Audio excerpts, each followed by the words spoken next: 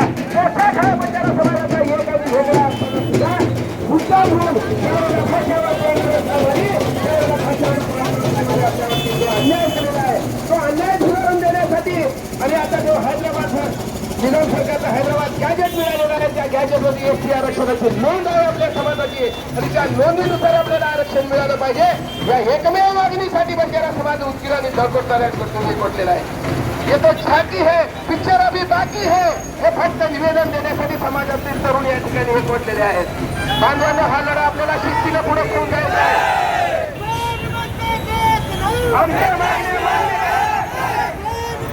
आमच्या मागण्या मान्य करा. आमच्या मागण्या मान्य करा. एसटी आरक्षण आमच्या हक्काचे. बिल्डिंग पर जाओ, सामने